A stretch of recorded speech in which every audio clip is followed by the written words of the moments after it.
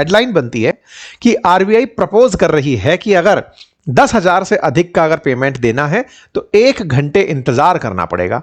यह हेडलाइन जैसे ही बाजार में आती है, कई सारे धंधे वाले लोग सर पकड़ के बैठ जाते हैं। क्यों पकड़ जाते हैं? क्योंकि कई बार ऐसी स्थितियां उत्पन्न होती हैं कि आपको अपने पेमेंट्स 10,000 से ऊपर करके कुछ सामान परचेज करना होता है। किसी शॉपिंग करने गए, 10,000 से ज्यादा का सामान खरीद लिए, तो अब आप 1 घंटे की कतार में बैठे हुए हो। आप सोचकर देखो कि आज जो यूपीआई के थ्रू पेमेंट्स तुरंत होते हैं, उन पर तो बहुत बड़ी रोक लग जाएगी। जितना बड़ा आपने आज इतना बड़ा बंडर बना के दिखा दिया कि हमारे देश में यूपीआई पेमेंट्स इतने चल रहे हैं, वो तो एक ही बार में संकट में आ जाएंगे। ये चर्चा इतनी ज्यादा होने लगी क्योंकि तमाम प्रकार के बिजनेसेस, और बिजनेस छोड़िए, आप अपने पर्पस के हिसाब से सोचिए कि आपको स्कूल की फीस भरनी है, बस का पेमेंट करना है, कहीं कहीं इलेक्ट्रिसिटी का बिल भरना है, कहीं कोई शादी समारोह के लिए परचेजिंग करनी है। हमारे देश में 10,000 से ऊपर के तो बहुत सारे पेमेंट्स होते हैं। अब ऐसे में अगर पेमेंट्स 1 घंटे के डिले के साथ होने लगे तो एक बड़ी की बड़ी मुसीबत बन जाएगी। क्या ये अब सवाल यह है कि हमारे देश के अंदर कोरोना काल के बाद जो सबसे ज्यादा चीज चर्चा में आई थी वो था यूपीआई पेमेंट। क्यों? क्योंकि कोरोना में कैश ट्रांसफर से लोगों को डर लगने लगा, और उस समय पर नोटबंदी का जो बाद का लाभ था कि यूपीआई पेमेंट लेकर आओ, तब जाकर के लोगों ने कैशलेस पेमेंट करना सबसे बड़ा तेजी से शुरू किया। आंकड़े बताते हैं कि फरवरी 2026 में यूपीआई ट्रांजैक्शन 20.29 अरब थे और मार्च में बढ़कर के वो 22.64 अरब हो गए। मतलब महीने के अंदर करोड़ों ट्रांजैक्शंस का इजाफा हो रहा है और देश के अंदर ये ट्रांजैक्शंस लगातार बढ़ते जा रहे हैं। ये national payment corporation of India के आंकड़े हैं जो मैं आपको बता रहा हूं। अगर वैल्यू की बात की जाए तो मार्च में यूपीआई के जरिए 29.53 लाख करोड़ रुपए का लेन देन हुआ है। 29.53 लाख करोड़ रुपीस का, जबकि फरवरी में यह आंकड़ा 26.84 लाख करोड़ रुपए था। मतलब साफ साफ है कि अब लोग बड़े भुगतान के लिए या छोटे भुगतान के लिए यूपीआई का इस्तेमाल कर रहे हैं, तभी तो यह आंकड़े इतने पहुंच रहे हैं। मतलब प्रतिदिन आंकड़े अगर मार्च में उठाकर देखें तो 73 करोड़ ट्रांजैक्शन हुए हैं यूपीआई से।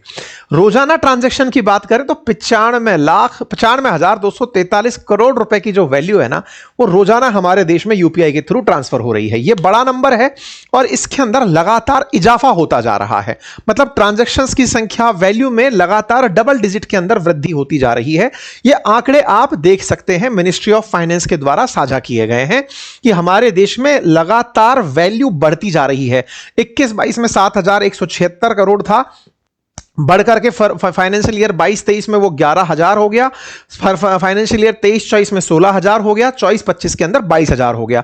ये वैल्यू के अंदर भी देखा जाए तो ये वैल्यू लगातार बढ़ती जा रही है और ग्रोथ दर्ज कर रही है। मतलब सबसे बड़ी बात ये है कि यूपीआई के मुकाम जो है ना, वो एक स्टेप ऊपर की तरफ शिफ्ट होते चले जा रहे हैं, जो आंकड़ों में परिलक्षित हो रहे हैं। अब जब ये सब हो रहा है, ये तो उपलब्धि है, लेकिन इसमें चैलेंज क्या आ रहा है कि यूपीआई के स्कैम भी फाइनेंशियल ईयर 2025 में 485 करोड़ रुपए के हुए। आप में से कुछ लोग हो सकता है ये कहें कि सर, जब लाखों में ट्रांजैक्शन हो रहा है, मतलब 16,416 करोड़ रुपए का इतने बड़े संख्या का ट्रांजैक्शन हो रहा है, तो 485 करोड़ तो क्या ही होता है भाई। किसी के लिए तो 485 करोड़ क्या, 485 में से 85 भी हटा दो तो 4 करोड़ भी बहुत बड़ा होता है। मुद्दा यह है जी, करोड़ हटा दो, कई लोग तो ये भी कहेंगे सब लाख भी अमाउंट बहुत बड़ा होता है। ऑब्वियस सी बात है, पर प्रति व्यक्ति के हिसाब से बात की जाए तो ये बड़ा सेटबैक है। ऐसे में ये तो फाइनेंशियल ईयर 25 की बात बताई, 26 की अगर बात बताऊं तो 805 करोड़ रुपए के फाइनेंशियल फ्रॉड हुए यूपीआई के माध्यम से। यानी जिस यूपीआई ने अपने कीर्तिमान स्थापित किए ट्रांजैक्शंस की संख्या में, उसने कीर्तिमान की जगह अपने ऊपर एक काला दाग भी लगाया, और वो था अपने साथ हो रहे फ्रॉड के बारे में। और फ्रॉड का कारण क्या था? रॉन्ग, मतलब किसी ना किसी प्रकार से कोई साइबर फ्रॉड कर रहा है, ओटीपी मांगकर फ्रॉड कर रहा है, आपको किसी प्रकार का लिंक भेज करके अकाउंट साफ कर ले रहा है, क्योंकि इंस्टेंट पेमेंट ही यूपीआई की ताकत थी। इस बात पर लगातार चर्चाएं होती आ रही थी क्योंकि फ्रॉड लगातार बढ़ता जा रहा है। धोखाधड़ी को लेकर के लोकसभा में केंद्रीय वित्त राज्य मंत्री पंकज चौधरी ने भी यह डेटा पेश करते हुए बताया कि देश में फ्रॉड बढ़े हैं। साल में 12.64 लाख मामले सामने आए हैं। वित्तीय वर्ष 2024-25 के अंदर फ्रॉड की रकम 981 करोड़ रुपए थी। मतलब कुल मिलाकर के देश के अंदर फ्रॉड के आंकड़ों को अगर आरबीआई के हिसाब से भी देखा जाए तो ये बड़े आंकड़े हैं और इसके अंदर राशि भी करोड़ों रुपए में है। सरकार ने इसकी कई वजह बताई, उनमें से सबसे बड़ी वजह यही थी कि साहब यूपीआई पेमेंट का इस्तेमाल हो रहा है, लेकिन ट्रांजैक्शन के साथ साथ धोखाधड़ी की घटनाएं बढ़ रही हैं। आप सोचें ये व्हाट्सएप पर एक वेडिंग का इनविटेशन आता है, व्यक्ति का 97,000 रुपए अकाउंट से गायब हो जाता है। ऐसे ही पता चलता है कि गुड़गांव के अंदर एक कपल है जिसने फोन के लिए परचेज करने के लिए लिंक पर क्लिक किया, यूपीआई आईडी फेक डली हुई थी। और ऐसी खबर एक नहीं है, आप उठाकर देखिए, सीनियर सिटीजन के 11 करोड़ रुपए ट्रेडिंग फ्रॉड में चले गए, मुंबई के अंदर 1.1 करोड़ रुपए ट्रेडिंग फ्रॉड में चले गए। मतलब कुल मिलाकर के लोगों की बहुत सारी हेडलाइंस हैं जहां पर इस प्रकार से फर्जी यूपीआई से, या फिर यूपीआई का तरीका, यूपीआई तो सही था लेकिन फ्रॉड करके यूपीआई के माध्यम से पैसे ऐंठ लिए गए। इस बात को जब कोर्ट तक ले जाया गया तो यह फरवरी 2026 की कटिंग है, जिसमें कि दिल्ली हाई कोर्ट ने सेंटर से, आरबीआई से, एनपीसीआई से एक पीआईएल पर जवाब मांगा कि भाई कर क्या रहे हो आप, यूपीआई फ्रॉड से बचने के लिए हमें बताओ। दिल्ली हाई कोर्ट ने सभी संस्थागत जितनी भी चीजें हैं उनसे जवाब मांगा कि भाई हमें बताओ कि इसको रोकने के लिए कर क्या रहे हो, प्रयास क्या हो, क्योंकि केवाईसी में यह मांगा गया था कि सर ऐसे होता रहा तो हम समाधान क्या करेंगे। तो इसी के लिए आरबीआई ने अपने पैनल से पूरी जानकारी उठवाई कि लाओ भाई सभी लोग अपनी अपनी बातें बताओ। आरबीआई को जब बातें बताई गई, उन बातों को जैसे ही पब्लिक के अंदर पेश किया गया, सोशल मीडिया पर एकदम बज़ हो गया कि भाई साहब अगर ऐसे होने लगा कि आपने 10,000 रुपए ट्रांसफर करने हैं और ट्रांसफर करने हैं तो सामने वाला आपके ऊपर पेमेंट पर रोक लगा दे रहा है, ये स्टेप तो बढ़िया हो सकता है लेकिन इससे चैलेंजेस बहुत सारे हो सकते हैं। तो एक डिस्कशन पेपर जो है, रिसर्च के डिस्कशन पेपर पब्लिक के सामने आरबीआई ने जैसे ही फ्लोट किया, जनता के बीच में एक बड़ी चर्चा शुरू हो गई। चर्चा शुरू हुई कि साहब आरबीआई का सजेशन है कि सीनियर सिटीजन्स को अगर पैसे ट्रांसफर करने हैं तो 50,000 रुपए से ज्यादा ट्रांसफर करने के लिए उन्हें पहले व्यक्ति को ट्रस्टेड पर्सन के साथ जोड़ना पड़ेगा। दूसरा, जिन्हें ट्रांसफर करना है ज्यादा अमाउंट 10,000 से ज्यादा, उन्हें व्हाइट लिस्ट करना पड़ेगा कि चलो भाई इसको व्हाइट लिस्ट कर दो क्योंकि इसे 10,000 रुपए से देना है। और अगर गलती से पता चले कि ट्रांजैक्शन मेरा हैक हो रहा है या कुछ गड़बड़ हो रहा है तो बीच में ट्रांजैक्शन को रोकने के लिए किल स्विच दे दिया जाएगा, बटन दबाया ट्रांजैक्शन बीच में अटक जाएगा।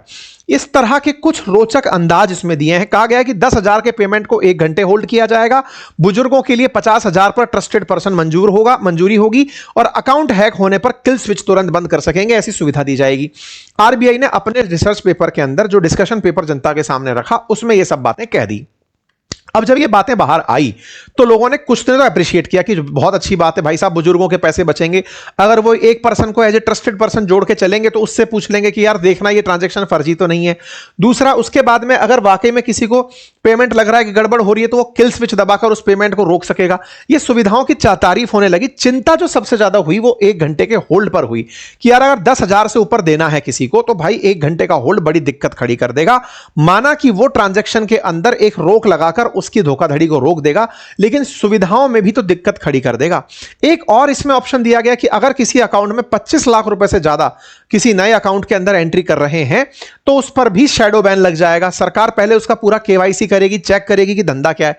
अब ऐसे बहुत सारे हमारे भाई हैं जो कि सीजनल काम करते हैं, उनके किसी किसी सीजन में जबरदस्त सेल होती है, पैसा जबरदस्त आता है। अब अगर उनका धंधा बीच में अटक गया 25 लाख से ज्यादा आने पर तो तमाम प्रकार की दिक्कतों की चर्चाएं होना शुरू हुई।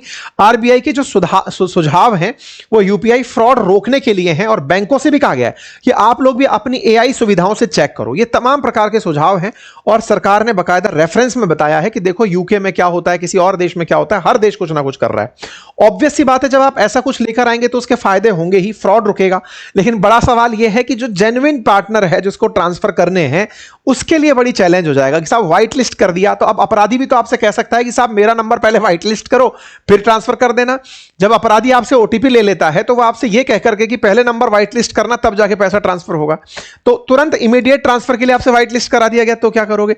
तो ऐसा नहीं है, बस उन्हें हो सकता है कि अपने स्क्रिप्ट में चेंज करना पड़ जाए अपराधियों को। तो ये अपने आप में एक बड़ा चैलेंज है। मतलब हमारे देश ने जहां ट्रांजैक्शन ऑनलाइन करके अपने आप में ऑनलाइन पेमेंट का, डिजिटल पेमेंट का एक कीर्तिमान स्थापित किया है, कहीं ऐसा ना हो कि इस 1 घंटे के नियम से दिक्कत हो जाए। हमारा यूपीआई का जो कोर सिद्धांत है ना, स्पीड से ट्रांजैक्शन, वो कहीं कॉम्प्रोमाइज ना हो जाए। और कहीं ऐसा ना हो कि कुछ जगह पर बहुत अर्जेंट पेमेंट आपको करना है, जैसे अस्पताल में आपका कोई करीबी बीमार है, अब आप उसको व्हाइट लिस्ट थोड़ी करोगे कि दुकान पर जाकर दवाई मांग रहा हूं मैं, पेमेंट 10,000 से ऊपर हो ही नहीं पा रहा और आपके सामने वाला कोई अड़ गया कि नहीं पेमेंट अभी चाहिए, तो जो ताकत है उसकी वो कॉम्प्रोमाइज हो जाएगी, फिर लोग कैश इकोनॉमी की तरफ भागने लगेंगे। आपके बीच में फिर दिक्कतें होने लगेंगी कि सही कौन है, गलत कौन है, पहचाने कैसे, और इन सब का परिणाम फाइनली व्यापार पर पड़ेगा।